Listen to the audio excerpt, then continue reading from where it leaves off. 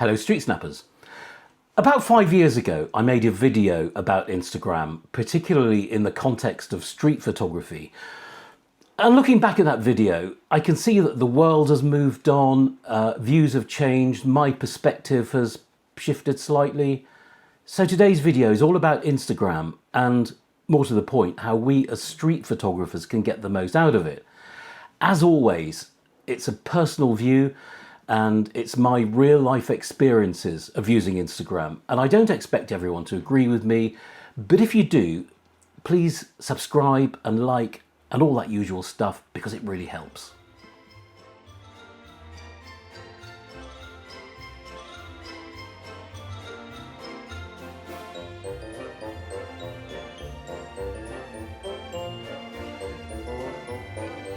Street photographers have had a long attachment to Instagram, but I've got to say that today it's a Marmite thing and people seem to either love it or they hate it. So what do I think? Well, I've got to say I actually like it and I find it really useful, but I'll come back to that. I should make it clear at this point that I'm not an Instagram or a social media expert. I'm a working photographer who uses Instagram in the real world, and I just wanted to share my experiences with you. Now, the next thing I'll say is that I don't think Instagram is the holy grail. It's not going to solve all your problems and make you famous overnight. And I think it's a mistake to rely on it as the sole vehicle to promote you and your work. I think there are plenty of other things you can do to get yourself out there, and Instagram is just one of them. I mean, you could look at exhibitions, competitions, producing zines and books, loads more stuff, and I'll be making a video about all this stuff, hopefully quite soon. But before we go any further, let's just take a trip back in time. In the early days, Instagram was just for pictures taken on a phone, and it was to just record what you snapped. It was, let's say, fairly unsophisticated.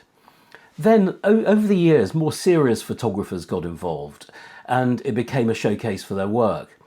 But fast forward to today, and we've got a real mix. Yeah, there's still lots of spontaneous stuff shot on mobile phones, and that's great, but you also have high-end commercial photographers and fashion photographers marketing their portfolios.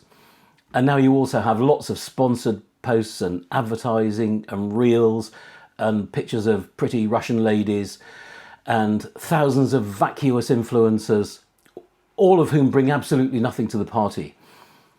But in the middle of all this, we've got us, street photographers, and lots of street photography, and lots of stuff that masquerades as street photography, but actually isn't.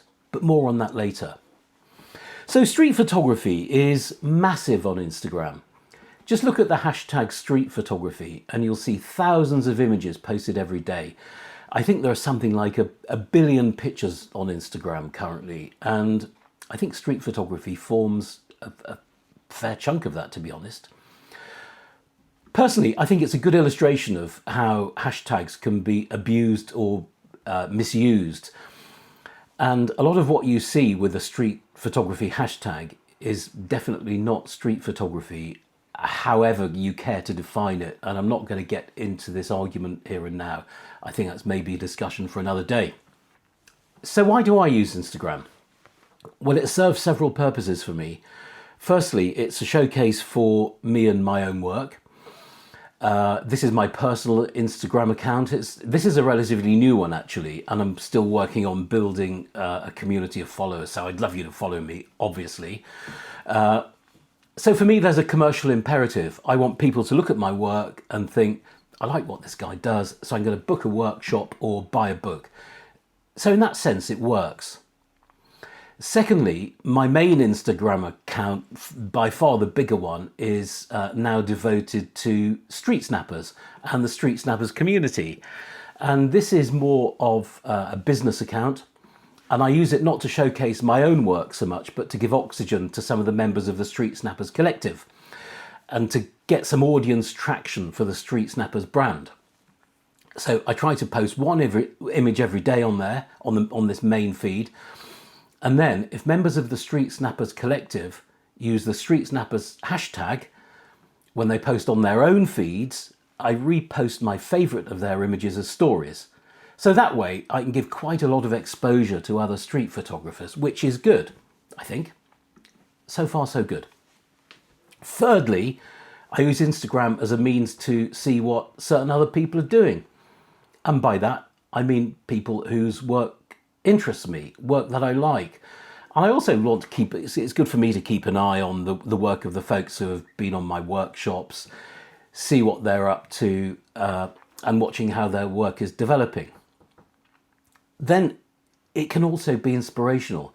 If you follow the right people, you'll have a constant stream of good work landing on your screen all day long.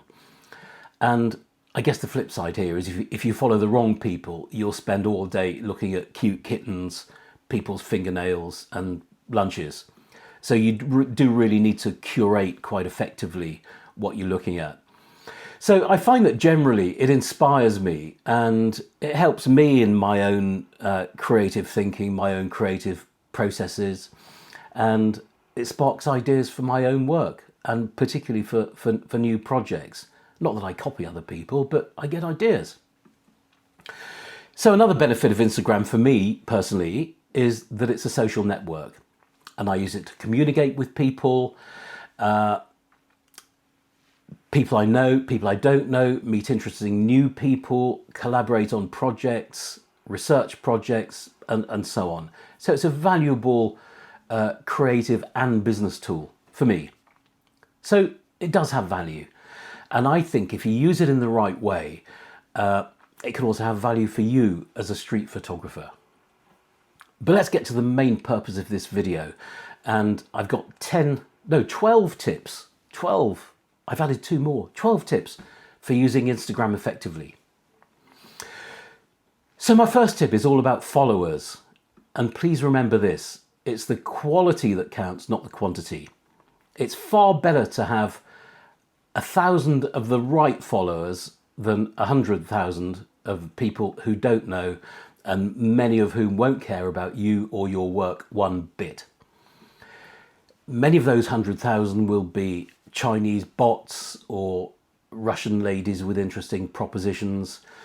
And I'd strongly advise against what is often a sort of crazy grabbing attempt to get followers, whether that means buying blocks of followers or subscribing to one of those follow services, which are thankfully less popular now than they once were, but they were a big hit 5 years ago. A lot of people use them to build their core following. But the way I look at it, who cares about whether you've got lots of followers or not? If people care about this stuff, you probably don't want to be engaging with them. Do people think you're a better street photographer if you're popular? I hope not, because if you're doing all the right stuff, the followers and the likes will eventually come. You don't need to worry about it. Don't appear desperate. Play the long game. Secondly, think carefully about the stuff you actually post. Some people say you should post only your good work or only your best work. Other people say, or other people use it as a visual journal or a notebook where you just post your daily pictorial musings. I think either approach can work, or maybe even a combination of the two. But I think consistency is the key here. And do remember, this is where people will form an impression of you and your work. And first impressions really do count. If they like what they see, it could lead to more positive interactions, inevitably more followers. But if they're not seeing your best stuff on there, the chances are they'll move on and they won't be back. Remember that people's internet attention span is minimal. And if you don't hit them with something interesting in the first few seconds or the first second, they're gone. They're toast. Personally, I prefer to post what I think is the good stuff on my own feed, and any additional stuff I'll use as stories, maybe experimental shot, behind the scenes stuff, wacky stuff, promotional stuff, and all this other stuff, which I don't want to clutter up my main feed with. I save that for my best work. I'll come back to stories a little bit later. My third point is that design matters. And I think we need to remember that Instagram is made up of horizontal and vertical lines. It's a grid system. So we should try and get our lines straight and take care about how one image lines up with the next one, and how it looks against its neighbours, not only the sides but what's above and below it, how pictures work together, how certain images can jar when they're positioned next to each other. I think how pictures work on the page, I mean, this sounds fickle, maybe, but I think it's important. How pictures work on the page needs to look designed. It's no coincidence that an attractive looking feed will gain more followers and more engagement. I mean, we're meant to be creative people. We're artists. It's got to look good. So tip number 4, going back to this word consistency, we've got to be consistent. Be consistent in style and care about how your feed comes across. Don't try to be all things to all people. And for what do I mean? For example, don't mix landscapes with street life, with still life, with street photography, with weddings, wildlife. Have separate feeds for different stuff. I do this, and I think I do it quite effectively. Just set up multiple accounts on Instagram. Think about how your feed reflects your voice as a street photographer. Is the right sound coming across loud and clear? So here's an example. I shoot a lot in Venice, and I go to Venice 5 or 6 times a year. I adore the place, and that means I generate a huge number of images every year in Venice. But I recognise that not everyone feels the same way about Venice. Can you believe it? But they don't. And I think if I were to clog up my Instagram feed with Venetian images, people would lose interest. Some people would lose interest. So I created a separate Instagram account, which is called Photo Venezia, and here it is. And I set up this just to appeal to people who are interested in Venetian street photography and documentary photography for that matter. So, tip number 5. And this is super important if you want to grow your presence on Instagram. Be generous with others. This is a community, it's a social network, and we're all there because we want to engage. And the best way to engage is by offering genuine praise, genuine feedback, genuine comments. And actually, having said that, when I say feedback, I think critique on this platform, unless it is specifically asked for, is a bit of a no-no. I wouldn't offer critique unless people specifically want it. You can upset people quite quickly doing that. But the more you hit that like button, the more you offer meaningful comments that look as though they've been written by a human being, a nice person, the more you engage with people, the more people will engage with you. And all this will be picked up by the algorithm, and your Instagram following will grow. If people take the trouble to comment on your images, reciprocate with a few nice words. It takes a second, and it reinforces your standing as a good person. So, in at number 6, post regularly, but don't post loads of images all at once. And this is something you've got to kind of work with and experiment with and find something that works for you. I find that 1 image a day works quite well, and it feels about right. I don't always manage it, but I try to. Just do what works for you. If you can post 1 image every 2 or 3 days, that's fine. It'll just take you longer to build a community. But you need to post regularly. You need to be regular. I sound like a bowel doctor here. You need to be regular. If you normally post between 7 a.m. and 8 a.m., which I think I generally do while I'm having breakfast, then try to keep with that convention. People will expect to see your work at a particular time, which sounds crazy, but they do. So timing is very important. You should always think about when your audience is tuning in. So for me, that 7 to 8 a.m. slot seems to work quite well. And when I look at my Instagram statistics, that seems to be when I get most traction on my posts. You might find that mid-afternoon works best for you. I think that aiming for a time when people are having breakfast, commuting to work, having lunch, or maybe heading home after work is probably a good time. And I guess this also comes down to the time zone you're operating in or the time zone you want to appeal to. If you're using a business Instagram account, which I do, you have access to highlights via the dashboard tab. Now, I'm not sure that personal accounts will allow you to do this, but business accounts will. So it may worth be setting up a business account anyway.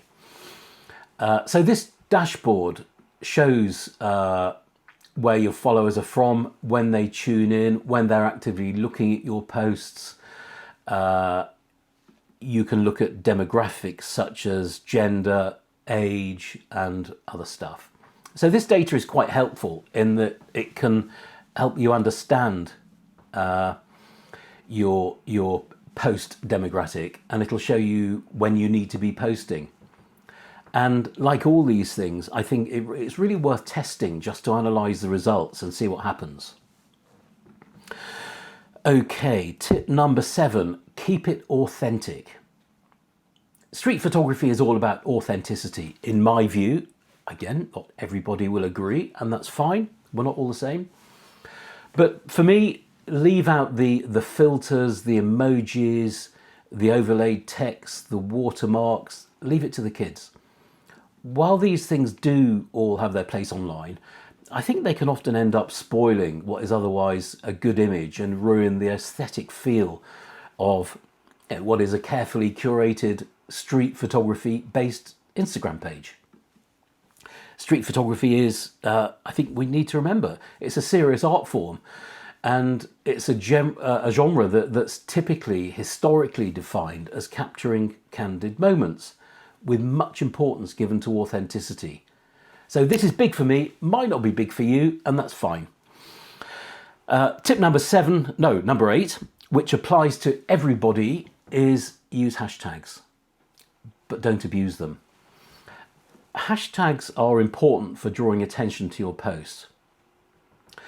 But just look, for example, at all the images that have the hashtag street photography. So many of them. And these, I think I said before, these hashtags are used inappropriately. So if you're posting on your feed for your own reasons a bowl of lovely Amalfi lemons in the sunshine, don't put the street photography hashtag on it because it's not street photography. And don't tag one of the well-known street photography collectives. This just undermines your credibility on Instagram and people will turn off. Think about your credibility. Using inappropriate hashtags in this way just hacks people off and it will alienate you from your community. Having said that, using the right hashtags will bring people in and will help people discover you and your work. I would also, on the subject of hashtags, try to avoid oversaturated hashtags. Like, for example, let me think of one. Hashtag photography has, I think it's something like 500 million posts. So your image will just get completely lost. Why would you hashtag photography when you're posting something that is clearly a photograph? I know some people use hashtags just to get noticed by a particular person or an organization. And you might want to hashtag Fujifilm or Leica or Sony or whatever. And whilst this might make us feel good and feel like we're achieving something, it's not going to do much good. You won't get much traction unless your images are truly unique or stunning. But if it makes you feel good, by all means do it. I think another thing you should consider on this subject is location tagging, where you tag your images with a specific location, and this can be another quite a good way to get your images seen, particularly if your images are location specific, because people often browse geotags if they're looking to research an area that they want to go and shoot in or visit in, to visit.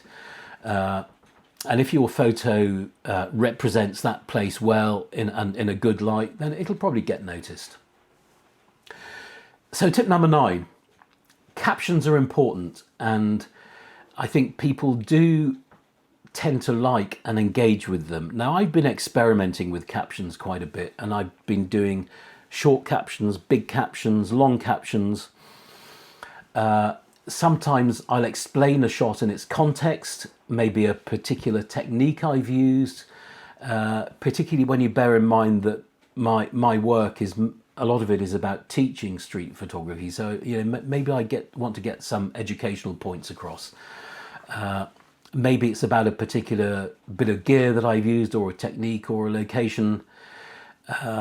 It's up to you how much you use captions, but I'd say at least something is good, even if it's only just the location and date. And I know that research has shown that people engage more, and by that I mean either like or follow, but they engage more with a captioned image.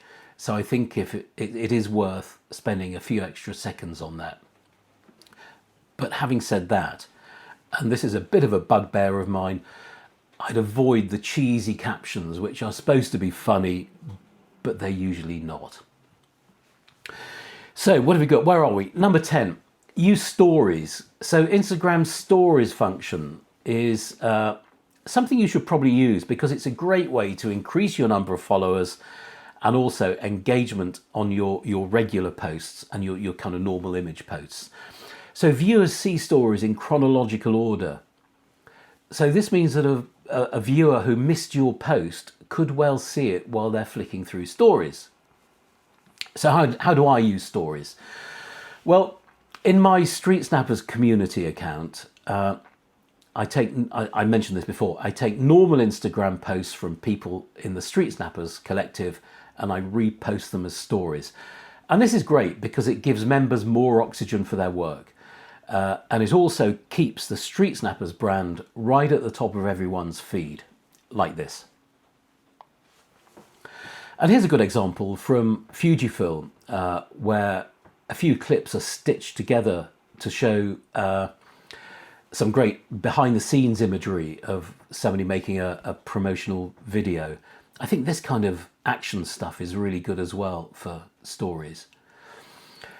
On my own personal feed, I use stories in a slightly different way. I might use them to showcase my quirkier or less good pictures, plenty of those. Maybe stuff I just don't want on my main feed. Maybe stuff to publicise my workshops. There are lots of possibilities here for using stories, and I think they do have a really good value. But again, don't be too glib with them. You know, I think they're much more casual than posting images. We can use them in a more kind of fluid and casual way, but don't get carried away and post a load of rubbish. So tip number 11 is use video. Controversial one. This is maybe not what you want to hear. You're a photographer. You like shooting stills. You enjoy the smell of darkroom chemicals, the click of the shutter, the thrill of the decisive moment. You're not into video. I'm certainly not. But the fact is, like it or not, Instagram has been hugely prioritizing video content in its algorithm for quite a few years now. And this trend doesn't seem, it's not showing any signs of slowing down. Therefore, if you want to get your stuff in front of as big an audience as possible, one of the best things you can do is weave in a little video content with your still images. Now, this doesn't mean you have to sell your mother to buy a Blackmagic camera or learn what a LUT is. I don't know what a LUT is, or I keep hearing about them, or any of that dreadful stuff. But Instagram Reels section, it's a kind of TikTok equivalent if you're not familiar with it. But it makes it incredibly easy to shoot, edit and upload a video, just using your phone perhaps. There are all sorts of ways you can use this to promote your work. And the bottom line is, if you want to get your work in front of people, Reels can really help you. And I think one of the great benefits of Reels is that you can easily repurpose these little videos And, you know, if I post a reel on Instagram, I could use it as a YouTube story, which I don't do a lot, but I must start doing more of that actually. So YouTube story, Facebook reels. If you're a TikToker, you can do TikTok reels. I'm not quite sure why you would want to. I know some people do. I guess it's another channel, isn't it? It's another social media channel where people might find you. But you don't have to become the next Spielberg or Scorsese in order to use video in ways that can be beneficial to promoting your photography on Instagram, which is what this is all about. So I suggest giving it a try and just see what happens. What is there to lose? So my 12th and final tip is manage your expectations. Obviously, the more followers you have, the more engagement your posts will get. If you only have 300 followers, then you won't see big returns. If you have 30,000 followers, you'll get much more. If you've got 300,000 followers, which is a lot of hard work, you'll get a huge amount back. But as I said earlier, it's a numbers game. But here's the thing. In the overall scheme of things, likes and comments don't really matter, as they're not a measure of how good your work is. And this is such an important point. I see brilliant street photographers with very basic equipment post an image on Instagram and they can post a brilliant image and it gets almost no followers. And I can see people with the latest Leica produce a rubbish image that is Instagrammable and it gets loads of traction. So please don't succumb to the mentality of believing that likes equals success. It's often far from it. But this leads me into another thing, and I'll try not to go into a big rant here. I think it's really important. You shouldn't post an image to please Instagram. Now, I see this all the time where street photographers upload something they know will cut through with lots of engagement, and it's often something they're not completely happy with in their heart of hearts, but they know it will get likes. And I just think this is a race to the bottom. You've got to do it for you. I think this is... I hate to end a video on a low point or a negative point, but I think it's quite sad the way that a lot of us do this, and I think it's something we should avoid. If someone else cares about how many likes or comments you've got on your images, then quite frankly, you don't really want to have them as followers. So that's almost it for today's video. This is how I use Instagram. I don't get stressed about how many followers or likes I have, although having them is rather nice because, like you, hopefully I'm a human being. I just enjoy it for what it is and use it in the best ways I can. If you'd like to follow me on Instagram, check me out at StreetSnappers. Couple of things to mention before I sign off. You might have, well, I think I did show you this in the last video, a street photography manifesto published by the great people at Rocky Nook, and it's available in America now as this hard copy, and it'll be available in the rest of the world as a hard copy next month. But the ebook version is available now, and I'll put links in the description below to order both. You can download the ebook version now. My other book, Mastering Street Photography.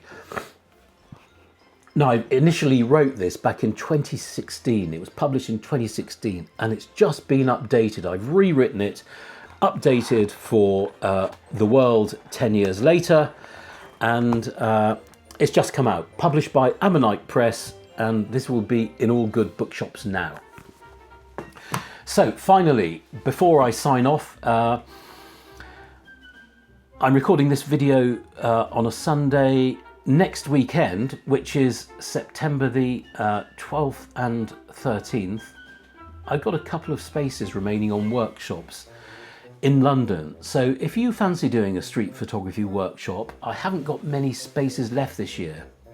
Just go to StreetSnappers.com. Well, I hope you found this video useful. If you'd like to subscribe to the channel, fantastic. There's lots more to come about street photography, and I hope you will tune in again soon. Thanks for watching.